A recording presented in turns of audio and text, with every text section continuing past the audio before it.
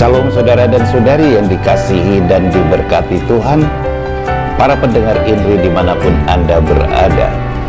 Jumpa lagi dalam INRI hari ini, hari Rabu dalam Pekan Biasa yang ke-8.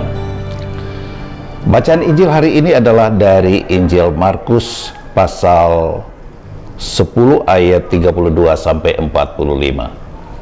Mari saudara-saudari kita siapkan hati untuk mendengarkan perikop tersebut. Kita awali dengan tanda kemenangan Kristus Tuhan kita. Dalam nama Bapa dan Putra dan Roh Kudus. Amin.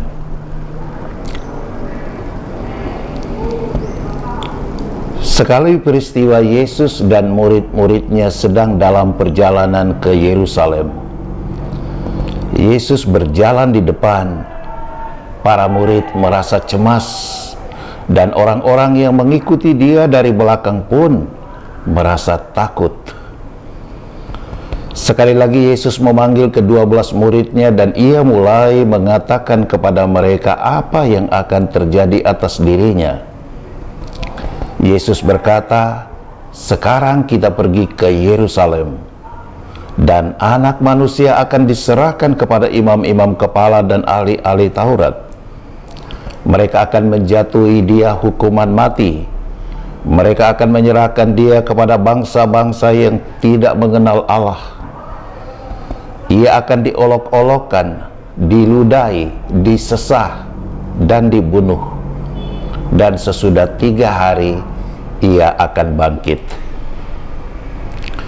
Lalu Yakobus dan Yohanes, anak-anak Zebedeus, mendekati Yesus. Mereka berkata, "Guru, kami harap Engkau mengabulkan suatu permohonan kami." Jawab Yesus, "Apakah yang kalian ingin kuperbuat bagimu?" Mereka menjawab, "Perkenankanlah kami ini duduk dalam kemuliaan-Mu kelak. Seorang di sebelah kanan dan seorang lagi di sebelah kiri-Mu."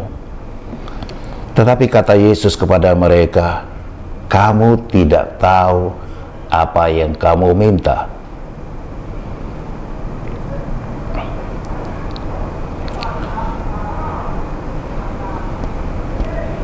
"Sanggupkah kalian meminum piala yang harus kuminum dan dibaptis dengan pembaptisan yang harus kuterima?"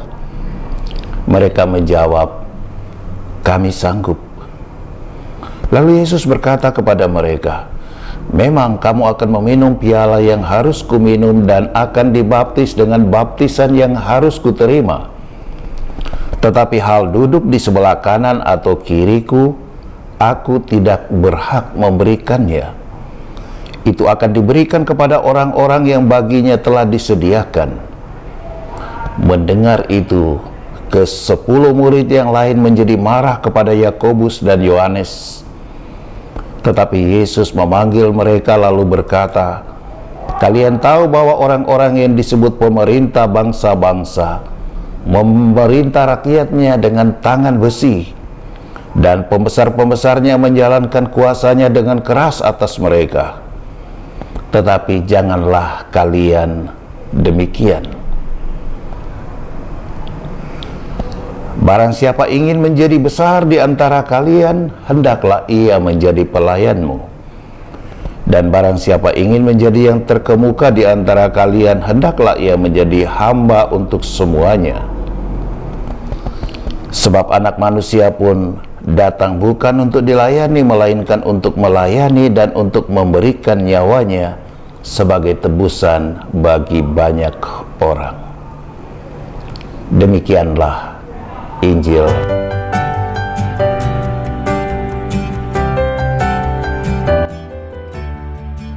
Saudara dan saudari, Injil yang baru saja kita dengar bersama-sama mengisahkan perjalanan Yesus menuju Yerusalem. Rupanya ini menjadi sebuah perjalanan yang berat bagi para murid dan juga orang banyak yang mengikuti Yesus saat itu.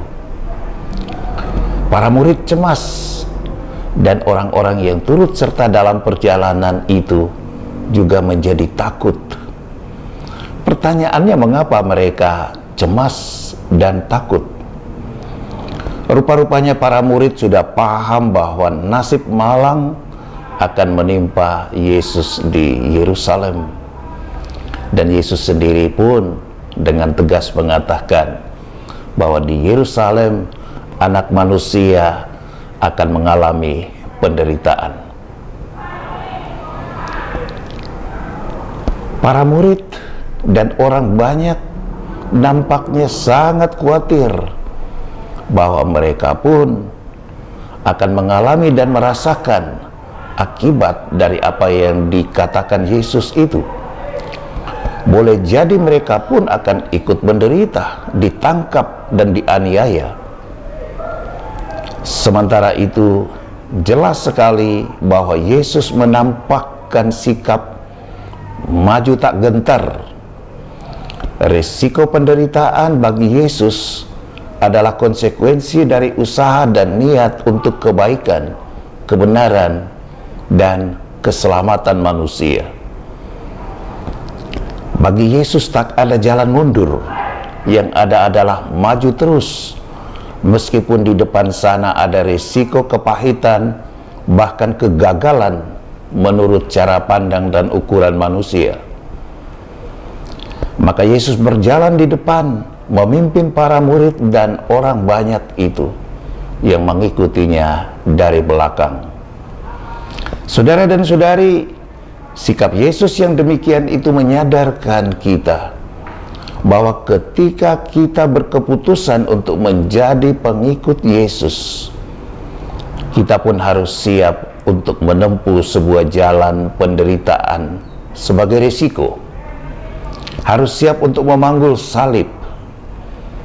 Tetapi kita pun harus mengimbanginya dengan kacamata iman dan keyakinan hati kita bahwa ketika jalan itu kita lalui, itulah jalan derita. Kita percaya ada Tuhan kita Yesus yang berjalan di jalan yang sama di depan kita. Untuk itu kita harus siap untuk menyangkal diri terhadap kecenderungan untuk mencari jalan pintas dan bermental instan. Permintaan dua murid Yesus, yakni Yakobus dan Yohanes, untuk mendapatkan tempat istimewa di samping kiri kanan Yesus, itu adalah gambaran kita manusia pada umumnya. Getol akan jabatan, gemar akan kehormatan, dan ingin hasil maksimal dengan usaha dan korban yang minimal, bahkan yang nihil. Mentalitas instan ingin hasil cepat tanpa proses. Mengikuti Yesus dengan motivasi-motivasi duniawi hanya akan bermuara pada kekecewaan dan bahkan pengkhianatan dan pemurtatan. Kita semua tentu tahu cerita Yudas. Ia mengkhianati Yesus karena motivasi duniawi yang bermuara pada keputusan dan tindakan mengkhianati dan menjual Yesus. Dewasa ini kita pun masih harus waspada akan mentalitas Yakobus dan Yohanes ataupun figur Yudas. Itu bisa kita temukan dalam diri sesama di luar sana. Tetapi mari kita sadari bahwa itu tidak mustahil pula kita temukan di dalam diri kita sendiri, tentu dengan porsi yang berbeda-beda. Saudara-saudari, mari kita terus melangkah maju menuju Yerusalem bersama Yesus, seraya mencontohi Yesus yang tetap tegar, tetap maju, pantang mundur untuk kebaikan, kebenaran, serta keselamatan. Tuhan Yesus memberkati kita semua. Amin. Mari kita siapkan hati untuk menerima berkat Tuhan. Saudara dan saudari, semoga kita semua diberkati Allah yang Maha Kuasa, dalam nama Bapa dan Putra dan Roh Kudus. Amin.